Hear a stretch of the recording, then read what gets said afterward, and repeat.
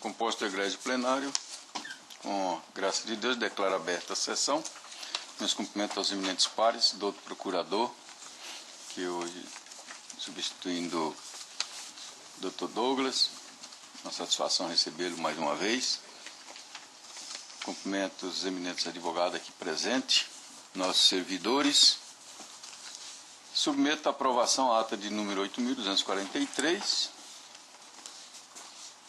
qual todos têm conhecimento do conteúdo, se não houver, e como não houve manifestação para efeito de alguma retificação, declaro aprovado.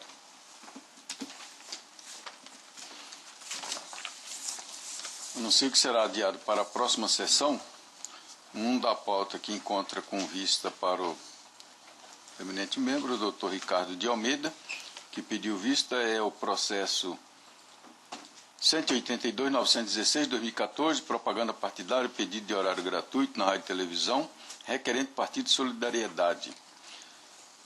Dr. Lídio é o relator, que votou indeferindo o pedido, foi acompanhado pelo eminente primeiro vogal, Dr. Flávio Bertin, e os demais aguardam. Também adiado para a próxima sessão, da relatoria do eminente membro, Dr. Pedro Francisco, é o 2 da pauta, que é o recurso criminal na ação penal, captação ilícita de sufrágio, Barra do Garça, recorrente Ministério Público e recorrido Mari Nereide Palácios Gonzalez, Silvia Maria de Assis Cavalcante e Magda Caldeira de Souza, Natalina Souza Gonçalves também são recorridos.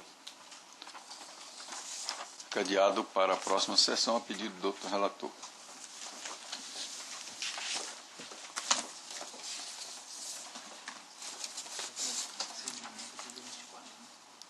Em mesa para julgamento com pedido de preferência é o 6 da pauta. Processo 178.594/2014, agravo de instrumento contra a decisão proferida no processo 51.65/2013, ação de investigação judicial Várzea Grande, agravante Josias dos Santos Guimarães, agravado Ministério Público e o Diretório Municipal do Democrata. Dr. Lídio Modesto é o relator, a quem concedo a palavra. Obrigado, senhor presidente. Trata-se de agravo de instrumento com pedido de liminar com efeito suspensivo interposto por Josias dos Santos Guimarães contra a decisão interlocutória proferida pelo juízo da 58ª Zona Eleitoral, que determinou o retorno aos autos de documentos sobre a quebra do sigilo bancário na ação de investigação judicial eleitoral proposta pelo Diretório Municipal dos Democratas DEM de Várzea Grande, em desfavor de Wallace dos Santos Guimarães e Wilton Coelho Pereira, eleitos respectivamente prefeito e vice-prefeito e vice de Várzea Grande. Esse é o caso do cidadão que quer ingressar como réu na lide. O recurso foi instruído com cópia da AIGE identificada no parágrafo anterior. O agravante alegou que a AIGE acima foi proposta com base no artigo 30A da Lei 9.504, em virtude da existência de indícios da prática de condutas ilegais por Wallace dos Santos Guimarães e Wilton Coelho Pereira relacionadas à arrecadação de gastos de campanha nas eleições de 2012. Destacou que a AIGE foi proposta ao argumento de que os mesmos teriam suas contas desaprovadas pelo juiz da 20ª Zona Eleitoral, bem como praticar desvio e abuso de poder político e econômico, bem assim captação ilícita de sufrágio. Salientou que entre os pedidos formulados pelo diretório DEM consta a quebra do seu sigilo bancário, o que o afetou, sendo certo que o mesmo não foi formalmente notificado de qualquer trâmite processual em seu desfavor, capaz de justificar a quebra do sigilo bancário e fiscal sem o seu prévio conhecimento, o que seria elemento gerador de nulidade absoluta. Alegou ainda que a nulidade absoluta pode ser arguída pela parte a qualquer momento, podendo até mesmo ser decretada de ofício, não sendo possível haver o suprimento da falta de citação específica. Registrou que o seu direito tem por corolário os princípios do contraditório, da ampla defesa, do devido processo legal e que a quebra do sigilo, como efetivada, lhe trará imensurável prejuízo. Registrou também que é terceiro interessado, tendo requerido perante o juízo da 58ª Zona Eleitoral sua habilitação nos autos a fim de que possa tomar as medidas que entender pertinentes, pois é pessoa legítima a figurar como parte no processo, assim como é legítima a interpor o presente recurso, não havendo que se falar em pedidos em nome de terceiros. Salientou que o presente recurso objetiva a concessão da antecipação da tutela recursal para que seja anulada a decisão do juiz singular que determinou o retorno aos autos da AGE dos documentos pertinentes à quebra de sigilo bancário ante a ausência de sua citação e participação dos atos processuais, posto que lastreado em conjecturas e suposições pouco consistentes, duvidosas e maculada pela imprestabilidade. Sobrelevou que, devido ao status constitucional do sigilo das informações bancárias, este somente poderá ser quebrado se estiverem indicados, de forma inequívoca, indícios idôneos, contundentes ou provas que justifiquem a medida, o que não restou demonstrado no feito. Aduziu que, dando continuidade na instrução processual com a produção dos demais meios de prova, o juízo de primeiro grau que havia inicialmente deferido a quebra de sigilo bancário convenceu-se acerca da desnecessidade de tal medida e reformou sua própria decisão. Requeriu, ao final, a concessão da liminar suspendendo os efeitos da decisão guerreada para anular e suspender imediatamente os efeitos de todos os atos decisórios, bem como da decisão que determinou a inclusão de documentos de quebra de sigilo fiscal nos autos da AGE, não autorizando a quebra de seu sigilo bancário, visando coibir atos lesivos e danos ao mesmo. A liminar foi indeferida contra a minuta do partido DEM e do Ministério Público, encontram-se encartados nos autos. O doutor Procurador Regional Eleitoral opinou pelo não conhecimento do presente agravo do instrumento, é o relatório. Colhe o doutor parecer? Mantenho o parecer. Mantido o parecer? Eu vou votar primeiro a preliminar de inadmissibilidade do recurso.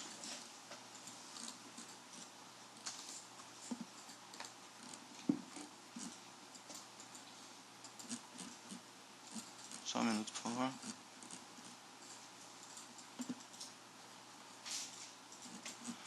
Vamos lá.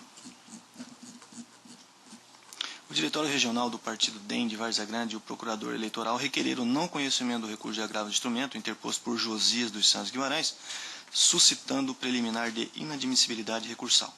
Primeiramente, o Procurador arguiu a ausência de cópia da decisão recorrida, elemento indispensável para a formação do instrumento, consoante preceitua o inciso 1º do artigo 525 do CPC. Data vênia do entendimento esposado pelo doutor Procurador, há cópia da decisão agravada, transcrita em parte a folha 9, a folha 3.108 do anexo 1 do volume 16, razão que leva à desconsideração desse ponto questionado. Outro sim, o Diretório Municipal do DEM e o Procurador Eleitoral suscitaram a inadequação da via-leite, uma vez que a decisão censurada não seria uma decisão interlocutória, mas sim um despacho de mero expediente. Nesse ponto, assiste razão aos agravados, posto que o ato judicial censurado não contém carga decisória capaz de caracterizá-lo como uma decisão interlocutória, a ponto de ser desafiado pelo recurso de agravo de instrumento, uma vez que não foi ele que determinou a quebra do sigilo bancário do agravante. O ato judicial apenas teve por objetivo dar cumprimento à decisão plenária deste tribunal, transitada em julgado conforme é perceptível da transcrição abaixo. E aí eu peço vênia para ler que encontra disponível no corpo do voto, mas é decisão deste pleno, né, que determinou a juntada dos documentos, os senhores bem se recordam disso. E essa decisão que está sendo desafiada nesse momento foi a decisão que simplesmente mandou cumprir a decisão deste plenário. Por pertinente, convém trazer à colação trecho do parecer ministerial que bem delineia a questão. Deveras, o ato judicial impugnado pela via do presente agravo de instrumento não é uma decisão interlocutória, porquanto não resolve, no curso do processo, questão incidente. Longe disso, trata-se de um autêntico despacho, pois limita-se a conferir efetividade às decisões colegiadas transitadas em julgado, prolatadas pelo órgão plural dessa Igreja Corte Regional. Nada mais. E aí prossigo a expedição do ofício. Observe-se que antes de determinar a juntada dos documentos obtidos pela decisão suspensa na ação contrária extinta, o magistrado faz referência expressa ao ofício número 130 do TRE, ao despacho do relator da ação cautelar, Dr. Lídio Modesto, o qual ordenou a expedição do ofício informando acerca do transjugado do acórdão, a fim de que seja dado cumprimento ao quanto determinado por esta Corte a aludido acórdão. Aí prossigo lá para frente, parte negrito. A propósito, importante anotar que até a presente data nenhum recurso ou ação autônoma ou de impugnação foi manejado em fase da decisão interlocutória que afastou o sigilo bancário. É imperioso destacar que o despacho de mero expediente é irrecorrível nos termos do artigo 504 do CPC e trago aí decisões que sedimentam esse entendimento e passo para a finalização do voto. Com essas considerações, acolho a preliminar arguída pelo Diretório municipal do DEM de Várzea Grande e pelo doutor Procurador Regional Eleitoral para não conhecer do recurso de agravo de instrumentos em mesa. É como voto. Pelo voto, doutor Flávio Bertin. Eu vou votar com a eminente relatora, senhores. Doutor Ricardo de Almeida. Senhor presidente, eu não consigo vislumbrar nenhuma carga decisória na decisão hora recorrida, de modo que eu acompanhe integralmente o relator. Desembargadora Maria Aparecida. Com o relator, senhor. Doutor Pedro Francisco. Acompanhe o eminente relator. Doutor Agamenon. Com o relator. Proclama o resultado. O tribunal, por unanimidade, acolheu a preliminar suscitada para não conhecer do agravo nos termos do voto do doutor relator, em consonância com o parecer ministerial. O 3 da pauta, o processo número 4.944/2012, recurso eleitoral, prestação de conta do candidato a cargo de vereador, recorrente Mário Antônio Moisés Nadaf, recorrido ao Ministério Público Eleitoral. Dr. Pedro Francisco, relator, quem concede a palavra. Senhor presidente, antes de dar início a esta votação, só queria solicitar que o próximo processo da minha relatoria fique para o final, porque nós estamos ainda incluindo o voto no sistema. O próximo aí ficaria só uma inversão de pauta aí para o final. Tudo bem. Processo cuida-se de recurso eleitoral interposto por Mário Antônio Moisés Nadaf contra a sentença proferida pelo juízo da 54ª Zona Eleitoral, que desaprovou suas contas de campanha relativas ao pleito 2012. O magistrado fundamentou sua decisão na irregularidade quanto ao recebimento de uma doação em espécie no valor de R$ 250, afrontando o artigo 22, inciso 2 da resolução TSE que trata do tema. Doação essa recebida no dia 5 de novembro de 2012, após o encerramento da conta ocorrida no dia 31 de outubro do mesmo ano, destinada ao pagamento de dívidas assumidas em data anterior à eleição. Opostos embargos de declaração com efeitos infringentes contra essa decisão, apontando vícios de omissão e obscuridade, não foram conhecidos pelo juízo singular em razão de sua intempestividade. No presente apelo, o recorrente alega, em síntese, que existe erro manifesto na sentença, uma vez que a mesma não teria demonstrado claramente quais foram as irregularidades graves que ensejaram a desaprovação das contas, resumindo-se apenas a doação em espécie no valor de R$ 250. Aduz ainda que a afirmação de que a conta bancária teria sido encerrada no dia 31 de outubro de 2012 é equivocada, tendo em vista que ficou comprovado pelo extrato bancário de folhas 1.800 que a conta bancária foi efetivamente movimentada até o dia 16 de novembro de 2012, não existindo qualquer irregularidade no que se refere à doação recebida no dia 5 de novembro de 2012, a qual não fora em espécie, como consignado na sentença, mas por meio de depósito bancário à luz do sobredito extrato, sendo regular a doação em questão. Salienta também que, em relação ao recebimento da doação em data posterior às eleições, o recorrente informou nos autos da prestação de contas demonstrativo das despesas pagas após a eleição, para pagamento de encargos financeiros, taxas bancárias e ou operações de cartão de crédito, dentre outros, não havendo assim falhas que justifiquem o julgamento pela desaprovação das contas. Pugna ao final pelo provimento do recurso para reformar a decisão atacada, aprovando-se as contas de campanha daquele pleito. Em parecer, a douta Procuradoria Regional Eleitoral manifestou-se pelo não conhecimento do recurso ante a sua intempestividade e, no mérito, pelo desprovimento do apelo. Esse é o relatório. Escolha o doutor parecer. Mantenho o parecer. Voto inicialmente a preliminar. A douta Procuradoria Regional Eleitoral suscitou preliminar de intempestividade recursal, aduzindo que os embargos de declaração opostos no juízo de primeiro grau e julgados intempestivos não têm o condão de interromper o prazo recursal previsto no artigo 538 do Código de Processo Civil. O caso é de acolhimento da preliminar sustentada pelo Ministério Público Eleitoral. A sentença recorrida foi publicada no dia 12 de junho de 2014, uma quinta-feira, e no primeiro dia útil subsequente, dia 13 de junho, o expediente fora suspenso em razão de jogo da Copa do Mundo em Cuiabá. Portanto, o tríduo legal compreenderia o período de 16 a 18 de junho de 2014. Consta dos autos que os embargos foram opostos no último dia do tríduo legal, porém 6 minutos após o término do expediente, levando aquele juízo a julgar intempestivos os embargos declaratórios. Publicada a sentença desta decisão no dia 4 de julho de 2014, uma sexta-feira, o presente recurso nominado fora protocolizado no primeiro dia do tríduo legal.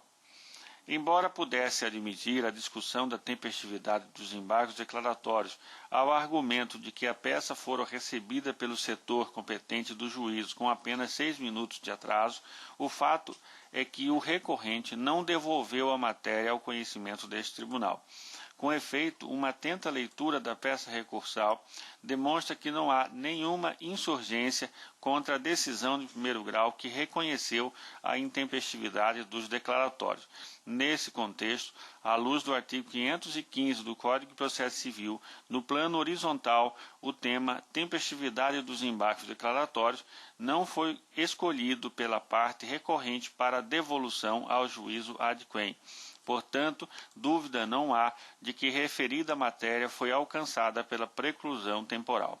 Como consequência desse fenômeno processual, há de se reconhecer que o prazo para a interposição do presente recurso não se interrompeu, pois os embargos declaratórios não produzem tal efeito quando apresentados fora do prazo, contaminando assim a pretensão recursal pela intempestividade reflexa, conforme pacífica jurisprudência das Cortes Superiores, a exemplo das que eu colaciono aqui em meu voto. Vou poupá-los da leitura, porque está disponível, e encaminho ao final, com essas considerações, a acolha preliminar de intempestividade ofertada pela douta Procuradoria Regional Eleitoral, razão pela qual não conheço o presente recurso. É como voto, senhor presidente.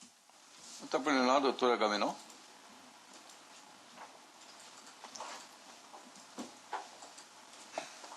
Desculpe, senhor presidente, eu acompanho na íntegra o voto do relator.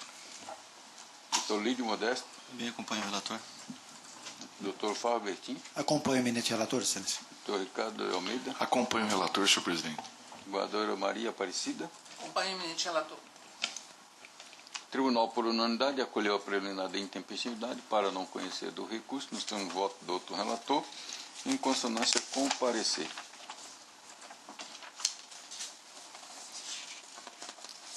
Doutor Ricardo Almeida, o 5 da pauta. Recurso eleitoral, prestação de conta, partido político, eleições de 2012, recorrente Partido Social Democrático, recorrido Ministério Público Eleitoral. Com a palavra, Vossa Excelência. Obrigado, senhor presidente. Cuida-se de recurso eleitoral interposto pelo PSD, Partido Social Democrático de Araputanga, Mato Grosso, contra a sentença proferida pelo juiz da 41ª Zona Eleitoral, que desaprovou as suas contas referentes ao pleito de 2012 e, via de consequência, suspendeu o repasse ao fundo partidário pelo prazo de 1 ano, ante a ausência de apresentação de canhoto do recibo eleitoral utilizado em campanha. Em suas razões, o recorrente defende a regularidade das presentes contas, alegando que a impropriedade ensejadora da desaprovação restou integralmente sanada quando as folhas 47 juntou aos autos o termo de doação de serviços contábeis, pugna ao final pela reforma da decisão para que as presentes contas sejam aprovadas. A douta Procuradoria manifestou-se pelo conhecimento e desprovimento do recurso, por entender que os vícios encontrados comprometem a transparência e obstam a necessária fiscalização sobre o processo eleitoral. É o relatório, senhor presidente. Corredor do parecer? Mantenho o parecer. Mantido. O caso em questão versa sobre prestação de contas de campanha de partido político, onde a resolução 23376 do Tribunal Superior Eleitoral é clara ao dispor que sobre a obrigatoriedade na emissão dos recibos eleitorais. Cito os artigos 4º e 33 da citada resolução. Observa-se dos autos que o partido requerente declarou como única arrecadação a doação objeto do presente. Logo, a arrecadação de recursos sem a devida utilização do recibo representa 100% dos recursos arrecadados durante a campanha. O Tribunal Superior Eleitoral tem se posicionado no sentido de que a ausência de nota fiscal ou recibo eleitoral configura irregularidade insanável apta a ensejar a desaprovação das contas. Cito o precedente do TSE. Isso porque os recursos, inclusive os arrecadados mediante doação, por não serem declarados, impossibilitam o efetivo controle das contas por parte da Justiça Eleitoral. No caso dos autos, depreende-se da sentença que a irregularidade verificada na prestação de contas do partido constitui na ausência de emissão de recibo eleitoral referente à doação estimável em dinheiro relativa a serviço de contabilidade no valor de R$ 311. Deste modo, apesar de representar a totalidade de recursos arrecadados na campanha, a natureza da doação, o valor irrisório e a juntada do termo de doação às folhas 47 justifica a aplicação na espécie dos princípios da proporcionalidade e da razoabilidade para aprovar as contas com ressalvas. Na essência, não foram ocultados na prestação de contas a origem do recurso questionado, o registro do valor e sua destinação, de modo que a finalidade primordial da prestação de contas restou atendida. Vale ressaltar que o Tribunal Superior Eleitoral, em recentes julgados, tratou desse assunto.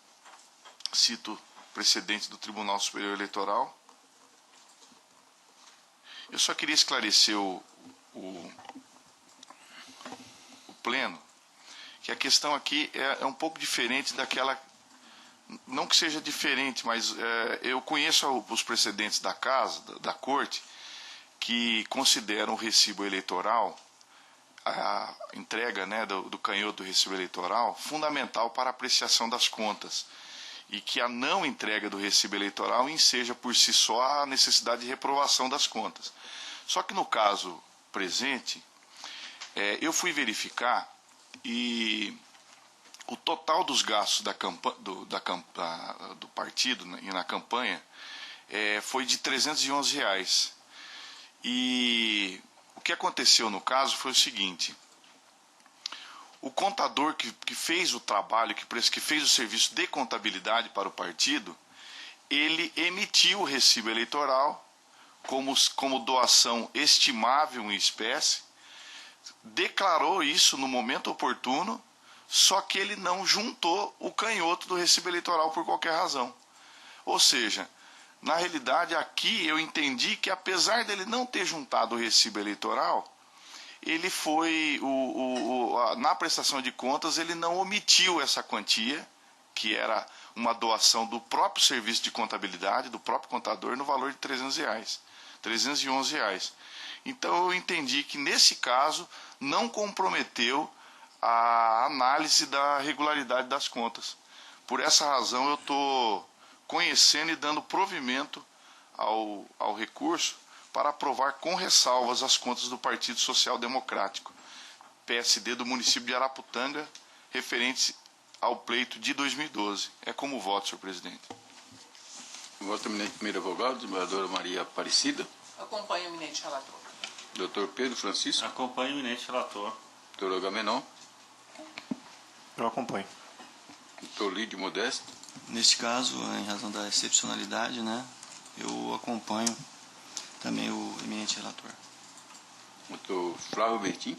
Os esclarecimentos do relator eu acompanho, senhor presidente. O Tribunal, por unanimidade, deu provimento ao recurso para aprovar com ressalva as contas de campanha do recorrente nos termos do voto do doutor relator, em dissonância com o parecer. Certo da pauta, o doutor Lídio é o relator. Processo 176.506/2014, prestação de conta do Comitê Financeiro, requerente Comitê Financeiro do PRTB Mato Grosso. Com a palavra, doutor Lídio. Curso de processo de prestação de contas do Comitê Financeiro do Partido Renovador Trabalhista Brasileiro, PRTB, para o cargo de deputado estadual, referente às eleições de 2014. O comitê deixou de prestar as prestações parciais, em cumprimento ao disposto no artigo 36 da Resolução 23406, bem como não apresentou a prestação de contas final de campanha eleitoral. Devidamente notificado na pessoa do senhor Márcio Henrique Cardoso, vice-presidente do partido, a apresentar as contas de campanha, o requerente quedou-se inerte, deixando transcorrer em autos o prazo para apresentação das contas, conforme demonstra a certidão nos autos. A doutora Procuradoria Regional Eleitoral opinou pelo julgamento das contas como não prestadas, é o relatório. Colhedor do parecer? Mantenho o parecer. Mantido. Bom, como fiz constar no relatório deste voto, o requerente não apresentou as contas, a prestação de contas parciais, nem tampouco a prestação de contas final das eleições. Foi intimado por meio de oficial de justiça, contudo não houve apresentação das contas relativa à campanha eleitoral de 2014, tendo em vista o transcurso do prazo em autos para manifestação, desafiando o julgamento pela não prestação de contas. E vou poupá-los da leitura, porque é um caso corriqueiro nosso aqui, ele não prestou contas nem parcial nem final, né? Não obstante notificado para corrigir a falha, ele quedou-se inerte, de modo que eu estou julgando como não prestadas as contas do Comitê Financeiro do PRTB e também determinando a suspensão do recebimento das cotas do fundo partidário pelo período de 4 meses. É como voto. Consulta os eminentes membros se há algum voto divergente. É disposto ele. Então, proclamo o resultado. O tribunal, por unanimidade, declarou não prestadas as contas do Comitê Financeiro do Partido Renovador Trabalhista Brasileiro, relativas às eleições de 2014. Nós temos o voto do doutor relator, em consonância com o parecer ministerial. O 8 da pauta, recurso eleitoral, representação, doação e recurso acima do limite legal, pessoa física, recorrente João Batista da Glória, e recorrido Ministério Público Eleitoral. A relatoria do eminente membro, doutor Flávio Bertin, com a palavra. Obrigado, senhor presidente. Só um minutinho que eu vou liberar o voto para os eminentes pares, por favor.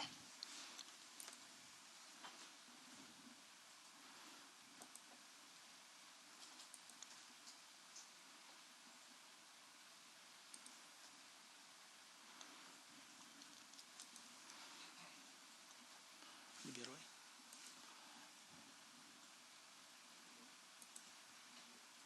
Liberou? Ok.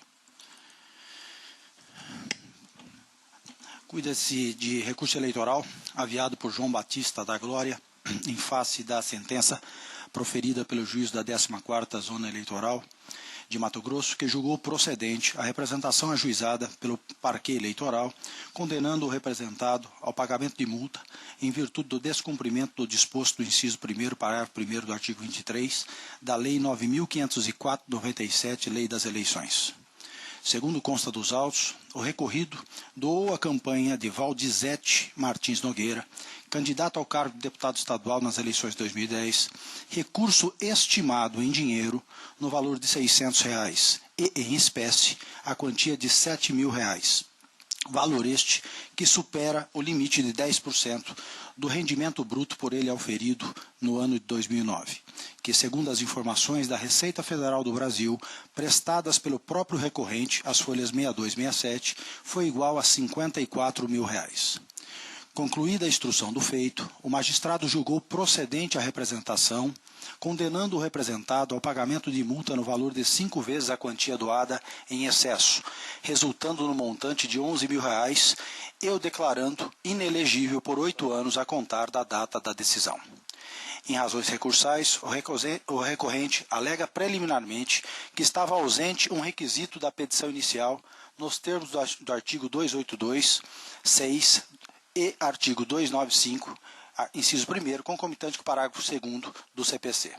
Sustenta que o representante, ora recorrido, não mencionou na representação quais provas pretendia usar nem requereu a produção de provas, o que configura inépcia da petição inicial. Aduz ainda que essa incoerência, verificada entre a narração dos fatos e a conclusão, importa a incidência do artigo 295, inciso 1º, concomitante com o parágrafo único 2 do CPC, fecha aspas. No mérito, sustenta que, mesmo ocorrendo infração da legislação, não houve comprometimento da igualdade entre os candidatos, não havendo favorecimento a quem quer que seja em face do valor irrisório da doação. Ao final, requer o reconhecimento da preliminar de inépcia da inicial, subsidiariamente seja provido o recurso para reformar a sentença e julgar improcedente a representação. Por fim, requer, caso não seja acolhidos os pedidos anteriores, seja aplicada a multa no seu mínimo legal, contra razões do Ministério Público de primeira instância pelo desprovimento do recurso. Em seu parecer, a adulta Procuradoria Regional Eleitoral opina pelo desprovimento do recurso aviado. É o relatório, senhor presidente. Eu mantenho pelo desprovimento. A manifestação pelo desprovimento retorna a Vossa Excelência. Eu vou votar primeiro a preliminar de inépcia inicial, em coerência entre a narração dos fatos e a conclusão da exordial. É o caso da rejeição das preliminares. O recorrente sustenta, a um só tempo, preliminar de inépcia da petição inicial e, ainda, que de modo superficial alega incoerência entre a narração dos fatos e a conclusão da exordial. Pois bem, quanto à inépcia da petição inicial, alega que a mesma não foi instruída com provas da irregularidade da doação, nem mesmo houve o requerimento de produção de provas. Na seara eleitoral, esta é uma questão mais do que pacificada pela jurisprudência, que entende que a informação da Receita Federal do Brasil, que disponibiliza os nomes daqueles que realizaram doações acima do limite permitido, é suficiente para a propositura da representação. Assim, ao contrário do alegado, a inicial está instruída com o Ofício Circular 2 de 2011 SC, em que a Subprocuradora-Geral da República e Vice-Procuradora-Geral Eleitoral encaminham um CD-ROM contendo informações remetidas pela Receita Federal do Brasil ao Tribunal Superior Eleitoral referente às pessoas físicas e jurídicas que realizaram doações em desconformidade com a legislação eleitoral. Consta ainda dos pedidos da exordial, abre aspas, o deferimento liminar do pedido de quebra de sigilo fiscal, mediante requisição à Secretaria da Receita Federal do Brasil, fecha aspas. Ademais, sequer foi preciso efetivar a quebra do sigilo do representado que, voluntariamente, em sua primeira manifestação, juntou aos autos cópias de suas declarações de imposto de renda. Apenas para que não seja alegada omissão no julgamento, quanto à suposta incoerência entre a narração dos fatos e a conclusão da exordial, de forma a atrair a incidência do artigo 295.1, concomitante com o parágrafo único 2 do CPC, arguída pelo recorrente nos seguintes termos, in verbis. Além de ser, abre aspas, além de ser um requisito essencial da petição inicial, os representantes não mencionam na sua exordial quais as provas que pretende usar na comprovação de suas alegações, nem fazem requerimento de sua produção, com o que tem claramente configurada a inépcia da inicial. Em incoerência verificada entre a narração dos fatos e a conclusão, importa a incidência do 295.1 concomitante com o único 2 do CPC. Fecha aspas. Tal alegação não merece prosperar, porquanto, pela simples leitura da peça de ingresso, observa-se uma narrativa objetiva ao descrever 1. A síntese dos fatos. 2. O fundamento jurídico. 3. Da necessidade da quebra de sigilo fiscal. 4. Dos pedidos, dentre outros, de quebra de sigilo fiscal, mediante requisição à Secretaria da Receita Federal do Brasil de informações relativas ao rendimento bruto auferido pelo representado no ano 2009 e a aplicação da sanção de multa. Logo, não há que se falar em incoerência entre a narração dos fatos e a conclusão da exordial. Com essas considerações, rejeito as preliminares. É como voto, senhor presidente. Quantos preliminares? O voto do doutor Ricardo, quanto a preliminares? Acompanho o relator. Embaixadora Maria Aparecida. Acompanho o relator. Doutor Pedro Francisco. Acompanho, eminente relator. Doutor Agamenon. Acompanho. Doutor Lídio. Também acompanho. Então, rejeitadas as preliminares, retorna a palavra para o mérito. Voto. Quanto ao mérito, o recurso merece parcial provimento. Como relatado, a representação foi julgada procedente e o representado, ora recorrente, que teve renda total de R$ 54 mil no ano anterior à doação, foi condenado ao pagamento de multa no valor de R$ 11 mil, montante esse resultante da subtração do valor de R$ 5.400 relativos ao limite possível de doação, ao valor efetivamente doado, R$ 7.600, que corresponde a R$ 2.200, valor excedente, multiplicado por 5 vezes. Foi condenado ainda à suspensão dos direitos políticos por 8 anos. 1. Do valor doado em excesso. De plano, ao compulsar os autos, verifica-se da peça de ingresso que a mesma está calcada em doações em espécie e de estimáveis em dinheiro, respectivamente nos valores de R$ 7.000 e de R$ 600. Entretanto, em relação a este último, sem especificar o bem recebido em doação. O quadro 3 apresentado é o seguinte. Eu fiz um quadro aqui para melhor exemplificar. Neste passo, não havendo detalhamento do bem estimável, tendo o próprio autor da representação o reconhecido como tal, devemos avocar os ditames da Lei nº 9.504/97, que é muito clara em seu artigo 23, parágrafo 1º, inciso 1º, ao estabelecer que as doações e contribuições de pessoas físicas para campanhas eleitorais ficam limitadas a 10% de seus rendimentos brutos auferidos no ano anterior à eleição, de modo que, para dar ensejo à representação, leva-se em consideração o requisito objetivo de ter sido realizada uma doação acima do limite legalmente previsto, o que de fato ocorreu.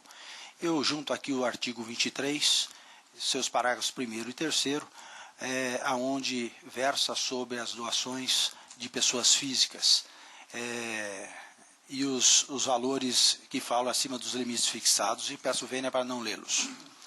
Entretanto, sem embargos de entendimento diverso, penso que equivocou-se o douto magistrado ao considerar como doação em espécie o valor de R$ 600, relativos ao recurso estimado em dinheiro, que recebeu tratamento diferenciado do legislador, posto que, nestes casos, as doações não podem ultrapassar o limite de R$ 50.000. Portanto, deverá ser expurgado do cálculo, conforme estabelece o artigo 23, parágrafo 7º da Lei 9.504. Artigo 23, parágrafo 7º. O limite previsto ao inciso 1 do parágrafo 1º não se aplica a doações estimáveis em dinheiro, relativos à utilização de bens móveis ou imóveis de propriedade do doador, desde que o valor da doação não ultrapasse R$ 50.000. Destaque nosso. Pois bem, ainda que a hora recorrente tenha extrapolado o limite para a doação em espécie, não poderá ser incluído neste valor a doação estimável, que está muito aquém de violar a norma legal. Assim, refazendo os cálculos do valor em espécie doado em excesso, temos o seguinte. A. Valor passivo de doação, R$ 5.400. Valor em espécie doado, R$ 7.000. Diferença, R$ 1.600. Deste modo, temos que a quantia doada, que excedeu o limite, é de R$ 1.600, mantendo a aplicação da multa em seu mínimo legal, como aplicado na sentença, chegamos ao novo montante de 1.600 vezes 5, R$ 8.000, que é o valor da multa a ser recolhida pelo recorrente. 2. Da inegibilidade. De início, esclareço que o pedido constante na peça de ingresso restringe-se apenas à imposição da sanção de multa, não havendo por parte do representante qualquer menção quanto à declaração de inegibilidade do doador, ainda que reflexa. Neste passo, também merece ser reformada a parte da sentença que declarou o representado inelegível por 8 anos, ante a absoluta ausência de previsão legal, já que o parágrafo 3º do artigo 23 estabelece, tão somente, a sanção de multa no valor de 5 vezes a quantia doada em excesso. Eu transcrevo aqui o artigo 23, aonde grifo que o parágrafo 3º, a doação da quantia acima dos limites fixados nesse artigo, sujeito ao infrator ao pagamento de multa no valor de 5 a 10 vezes a quantia em excesso. Prosseguindo, primeiro, por tratar-se de representação fundada em infração à lei das eleições, que tem o seu processamento disciplinado pelo rito do artigo 96 da Lei 9.504/97, que não prevê a sanção de inegibilidade, se assim o fizesse, tal dispositivo seria inconstitucional, pois originário de lei ordinária e não lei complementar, como determina o parágrafo 9º do artigo 14 da Constituição da República. Transcrevo aqui o artigo 14. A soberania popular será exercida pelo sufrágio universal e pelo voto direto e secreto, com valor igual para todos, nos termos de lei mediante. Parágrafo 9º. lei complementar estabelecerá outros casos de inegibilidade e os prazos de sua cessação, a fim de proteger a probidade administrativa, a moralidade para o exercício de mandato considerada a vida pregressa do candidato e a normalidade e legitimidade das eleições contra a influência do poder econômico ou abuso do exercício de função, cargo ou emprego da administração, direta ou indireta, redação dada pela emenda constitucional prevista número 4 de 94. Segundo, por nem mesmo se prestar a inegibilidade reflexa, prevista na linha P do inciso 1 do artigo 1º da Lei Complementar 64/90, pois a mesma está condicionada ao trânsito em julgado da decisão ou daquela proferida pelo órgão colegiado da Justiça Eleitoral. Senão, vejamos. Artigo 1º, são inelegíveis. P, a pessoa física e os dirigentes de pessoas jurídicas responsáveis por doações eleitorais tidas por ilegais por decisão transitada em julgado ou proferida por órgão colegiado da Justiça Eleitoral pelo prazo de 8 anos após a decisão, observando-se o procedimento previsto no artigo 22, incluído pela Lei Complementar 135 de 2010. Sem querer polemizar, a condenação aqui imposta não é a mesma descrita na Lei das Inegibilidades, pois, para nela se enquadrar, seria necessário observar o procedimento estabelecido no artigo 22 da Lei Complementar 64/90. Nesse sentido, já decidiu o Colégio Tribunal Superior Eleitoral em arresto, que restou assim emendado.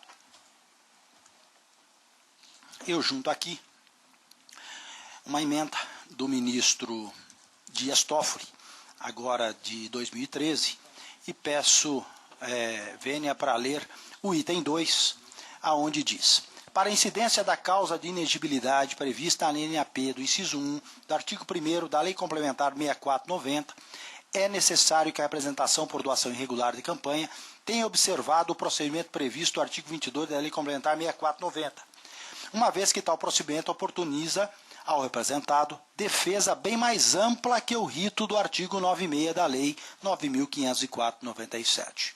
3. Ao instituir as hipóteses de inegibilidade, a lei descreve fatos objetivos, os quais se presumem lesivos à probidade administrativa, à moralidade para exercício de mandato, bem como à normalidade e legitimidade das eleições, valores tutelados pelo artigo 14, parágrafo 9 da Constituição Federal. Nesse mesmo sentido, eu junto um novo acórdão do ministro Marcelo Henrique Ribeiro de Oliveira, a qual peço vênia para não ler, uma vez que está disponibilizado a Vossas Excelências. No caso, hora em mesa, a tramitação dos autos não seguiu o rito do artigo 22 da Lei Complementar 64/90. Muito ao contrário, havia pedido expresso do representante para o recebimento dessa representação e seu processamento de acordo com o rito do artigo 96 da Lei 9.504/97, folha 08, o que efetivamente ocorreu.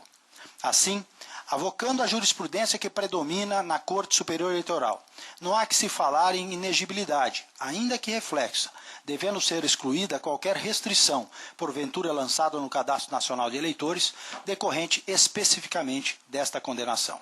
Com estas considerações, em parcial harmonia com o parecer ministerial, conheço do recurso para dar provimento para o fim de reformar a sentença e expurgar a quantia de R$ 600 relativa à doação de bem estimável em dinheiro, do cômputo do excesso do valor doado em espécie, mantendo a multa em seu patamar mínimo, que recalculada passa a ser do montante de R$ 8.000, bem como para afastar a sanção de inegibilidade, ainda que reflexa, aplicada em decorrência destes autos a João Batista da Glória, pelos motivos acima delineados. É como voto, senhor presidente. Com voto, desembargadora Maria Aparecida. Aliás, doutor Ricardo de Almeida. Senhor presidente, eu só consultaria o relator. Eu fiquei com uma dúvida no seguinte ponto. A questão da inelegibilidade foi objeto do recurso?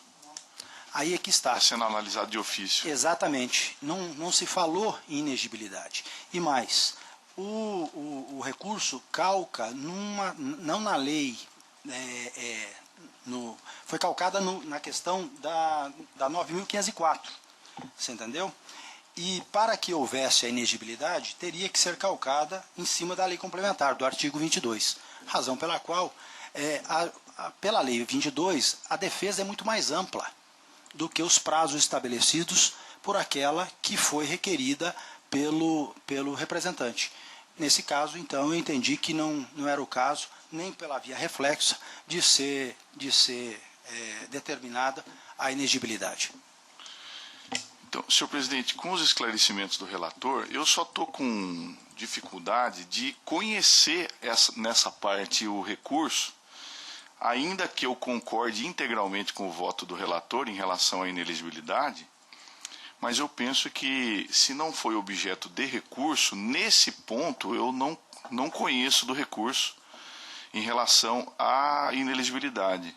Mas em relação ao excesso a ter sido expurgado o valor de R$600 em excesso, eu acompanho Vossa Excelência. Embaixadora Maria Aparecida. Presidente, eu peço vênia ao eminente relator, mas eu vou pedir vista para melhor analisar a questão, principalmente da declaração da inexigibilidade. Doutor Pedro Francisco. Eu aguardo o voto vista, senhor presidente. Doutor Agamenon. Eu vou aguardar. Doutor Lídio Modesto. Também aguardo. Então, conclusão do julgamento adiado em face do pedido de vista da eminente segundo vogal, desembargadora Maria Aparecida Ribeiro. 9 da pauta, processo 37.506/2011, recurso eleitoral, representação de doação de recursos acima do limite legal. Recorrente, Osmar Luiz Caie. Recorrido do Ministério Público. Doutor Agamenon. Presidente, queria só que pudesse inverter com esse do Dr. Pedro, que eu estou só modificando uma questãozinha, por gentileza. Já está pronto o seu, né, Dr. Pedro? Então, suspenso desse provisoriamente, então retornamos ao 4. Processo 179.286/2014, prestação de conta em exercício financeiro 2003, requerente Partido Republicano Brasileiro. Dr. Pedro Francisco, relator, com a palavra.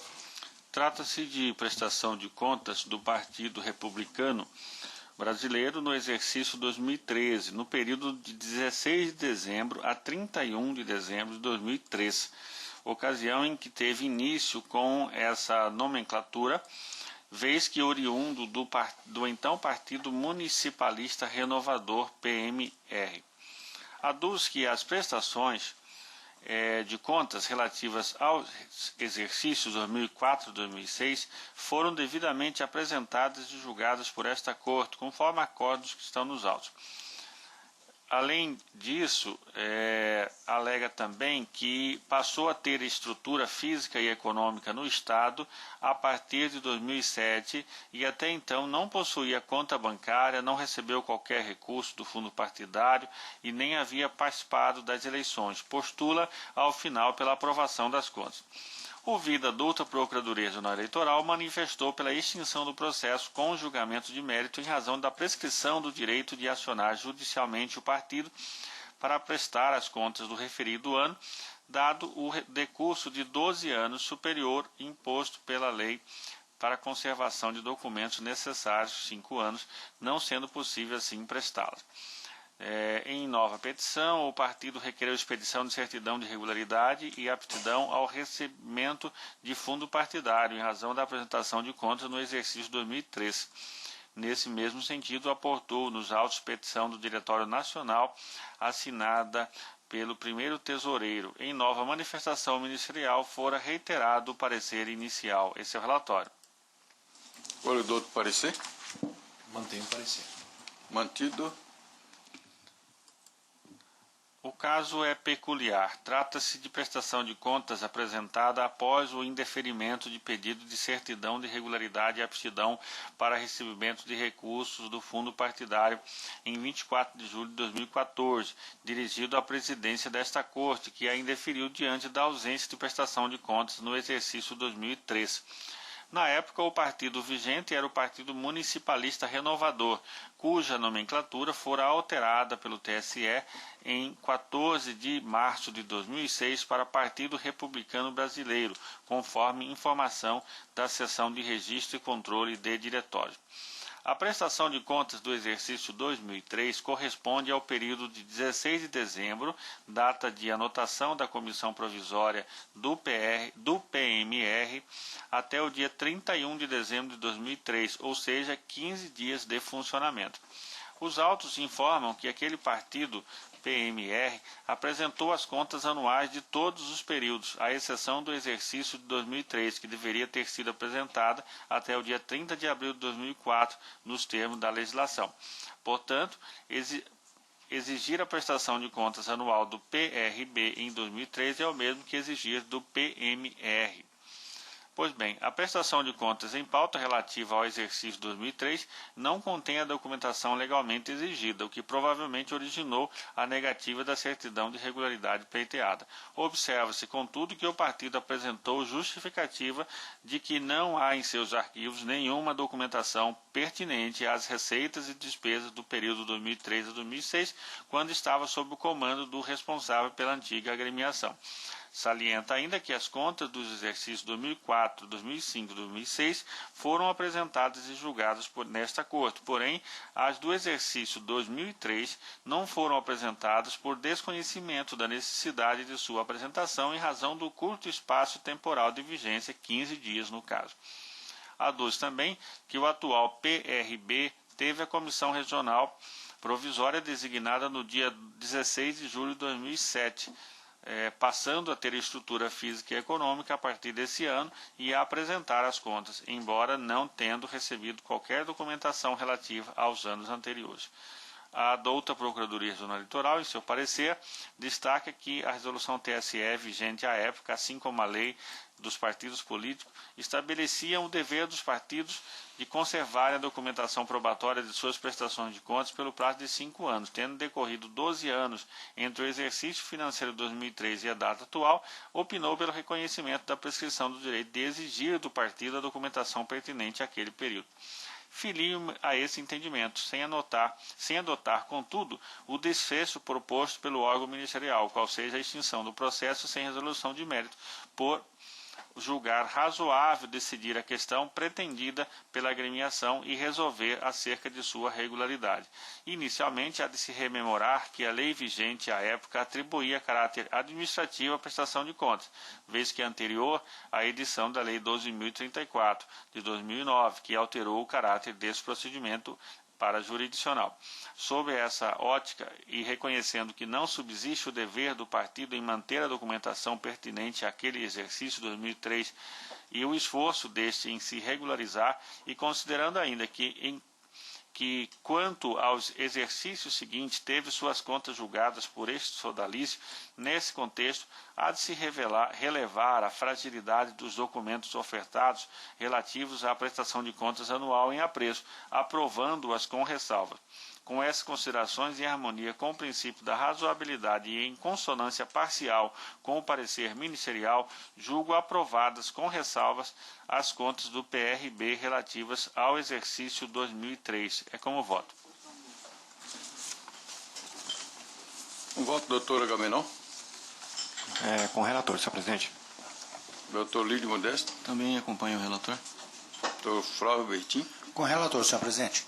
Doutor Ricardo de Almeida. Acompanho o eminente relator, senhor presidente. Vereadora Maria Aparecida. Bom relator. O Tribunal, por unanimidade, conheceu do pedido para afastar e para aprovar com ressalva as contas do Partido Republicano Brasileiro relativo ao exercício 2003 nos termos do voto do doutor relator, em consonância parcial com o parecer.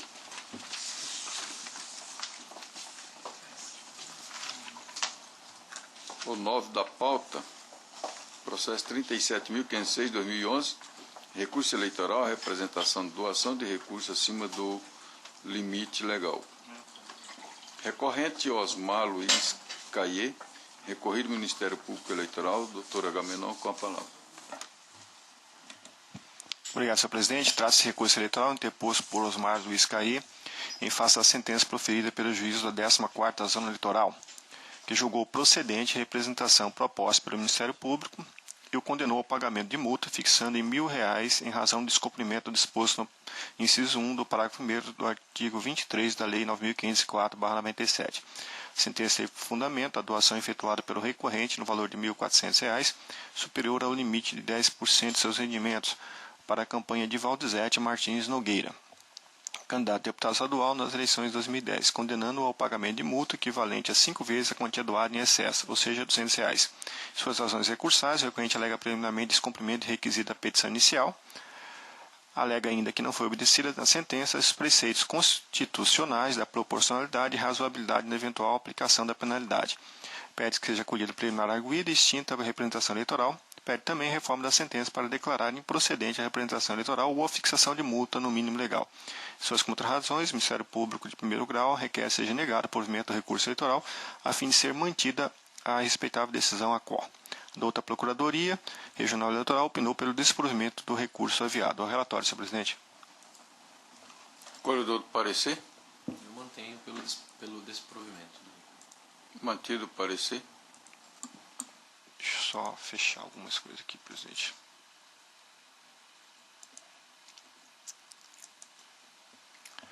Preliminar. O recorrente, em suas razões recursais, alega preliminarmente descumprimento do requisito da petição inicial e ainda que não teria sido obedecido na sentença os preceitos constitucionais da proporcionalidade e razoabilidade na eventual aplicação da penalidade.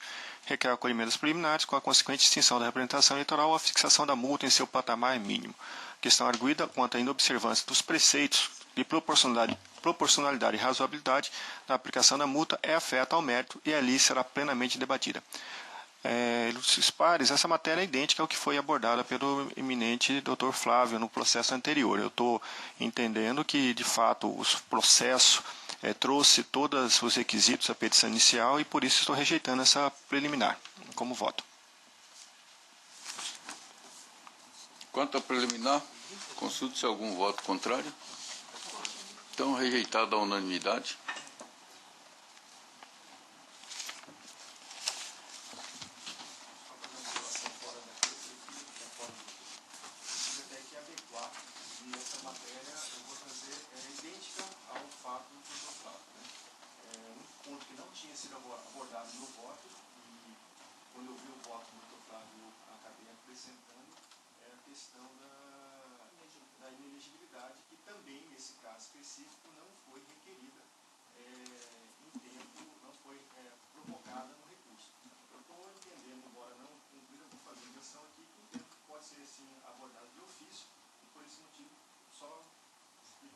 É um caso idêntico. Tá. Extrai-se da Lei 9.504, em seu artigo 23, parágrafo 1º, inciso 1, que as doações e contribuições de pessoas físicas para campanhas eleitorais ficam limitadas a 10% de seus rendimentos brutos auferidos no ano anterior à eleição, conforme se vê abaixo. Cito aqui o artigo 23, né?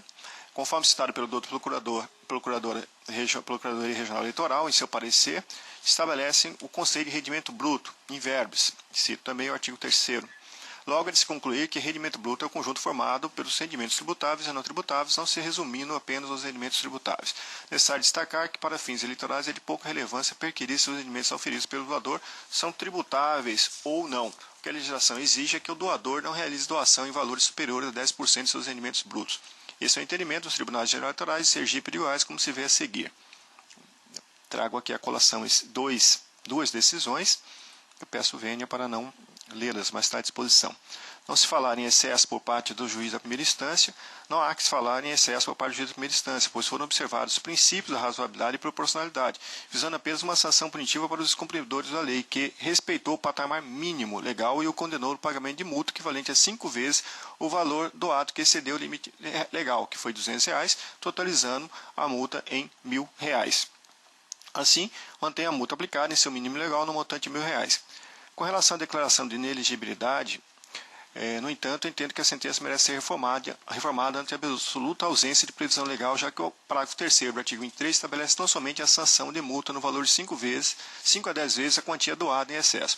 O artigo 23 está aqui, e eu acrescento aqui no meu voto, senhor presidente, que, de fato, você declarar a inelegibilidade por força da Lei 9.504/97 sem oportunizar a análise que é mais aprofundada, que é mais dada a possibilidade de direito de defesa, que é da Lei Complementar 22, o TSE já abordou esse aspecto diretamente e entendeu que não haveria possibilidade de aplicar a sanção de inelegibilidade sem que se oportunizasse a lei complementar, o rito da lei complementar 22. Entendo que, nesse aspecto, há a possibilidade sim de declarar de ofício, por se tratar, salvo o melhor juízo, e aqui nós temos um grande processualista à minha frente, de matéria de ordem pública, que prevê sim a possibilidade de se, em eventual excesso ou má interpretação do tribunal, abordar esse aspecto, ainda que não levantado, ainda que não apreciado em matéria recursal, ou seja, não houve a provocação nesse sentido. Concluo no seguinte sentido: diante do exposto, em consonância parcial, no caso, com parecer ministerial, negando o provimento do recurso aviado por Osmar, mantendo a sentença contra a aplicação da multa e, de ofício, excluo a sanção de inelegibilidade. É assim que eu estou votando, senhor presidente. Doutor Lídio Modesto. Eu acompanho o relator. Doutor Flávio Bertin. Senhor presidente, apenas para fazer um breve esclarecimento, mas ressaltando o devido e merecedor respeito, é óbvio, à desembargadora que pediu vista, quando apenas fazendo uma menção para poder aqui fazer o link com o voto do relator, quando nós dissemos que nós afastamos a inegibilidade, nós o fizemos principalmente, não pelo fato, foi uma observação que nós fizemos quanto a não requerimento da inegibilidade no corpo da sentença, mas principalmente pelo rito, que também foi aqui trazido à baila pelo relator, que foi quando o Ministério Público representou naquela questão, e acredito que tenha sido aqui o caso também, o fez por uma determinada lei, aonde a inegibilidade ela segue a lei complementar, o artigo 22, onde ela é muito mais ampla e permite, sim, àquele que está sofrendo essa sanção a ter o contraditório e se defender de uma maneira diferenciada, o que não é observada pela lei, pelo artigo 23 da Lei 9.504. Então, este foi o fundamento que foi calcado no meu voto e que eu acompanho o voto do relator, porque a matéria, teoricamente, a meu ver, é idêntica, ressalvo aqui com o devido respeito, óbvio, a pedido de vista da desembargadora.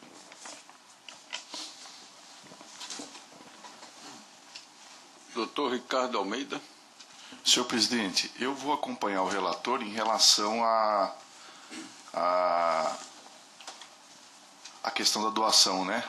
Mas eu vou manter coerência em relação ao voto anterior, porque eu entendo que não foi devolvido a essa corte a questão da inelegibilidade, muito embora eu já tenha dito que eu concorde em relação à impossibilidade de aplicação da pena de inelegibilidade na representação do artigo que tramita pelo artigo 96 da Lei das Eleições.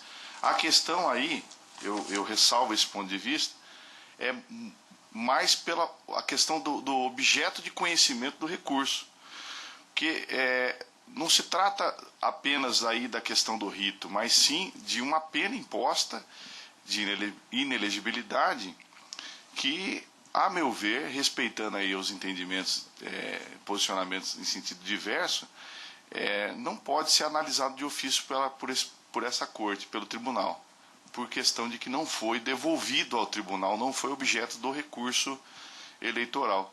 De modo que nesse aspecto, eu vou manter integralmente, na verdade, a decisão ora atacada.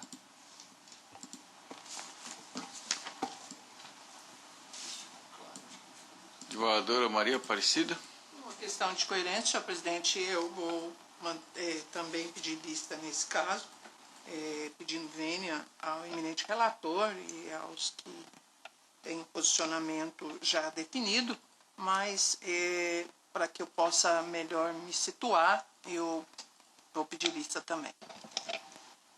Doutor Pedro Francisco. Na verdade, eu só queria fazer uma pergunta ao eminente relator. Se houve pedido de condenação por inelegibilidade na inicial? Não. Não há pedido. O pedido inicial, ele está até com o processo aqui, ele não houve nenhum pedido nesse sentido. E o rito, por esse motivo, o rito seguiu. Então é uma condenação extra petita, né? Então, nesse caso, eu pedi vênia eminente esmagadora, porque no caso de condenação extra petita, o tribunal pode decotar a condenação por uma questão de celeridade processual, em vez de anular o processo e devolver para uma nova sentença. Então, nesse caso, tendo em vista que não houve formulação de pedido, quer dizer, assim, a condenação é extra petita, o tribunal decota simplesmente e mantém os ajustes necessários em relação aos outros temas. Então, nesse sentido, pedindo vênia à eminente esmagadora, que já que eu a acompanhei no outro caso, mas esclarecido aqui que não há pedido de condenação por inelegibilidade, eu vou acompanhar o eminente relator. Conclusão do julgamento adiado em face do pedido de vista da eminente quarta vogal, desembargadora Maria Aparecida Ribeiro.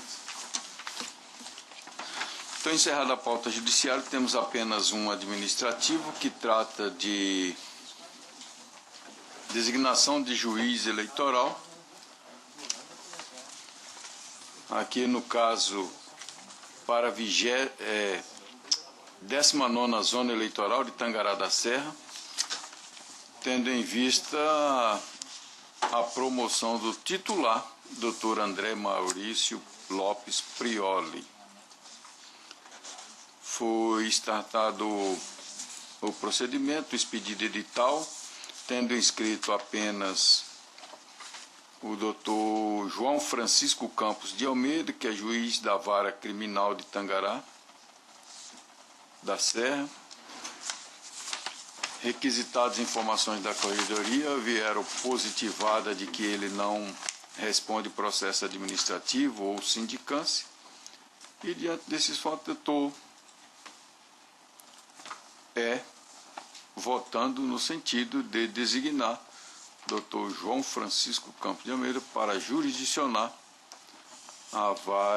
a zona eleitoral de Tangará da Serra. Desembargadora Maria Aparecida. De acordo com Vossa Excelência. Dr. Pedro Francisco. De acordo. Dr. Agamenon. Dr. Lídio Modesto. Dr. Flávio Alexandre. De acordo, Excelência. Dr. Ricardo de Almeida. De acordo. Então, o tribunal, por unanimidade, designou o doutor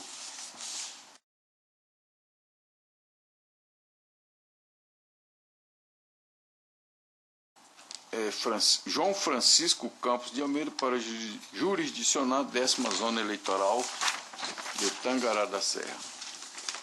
Nada mais havendo, fica aberta a palavra aos eminentes pares para uso da palavra. De assunto de interesse também ao doutor procurador. Agamenon.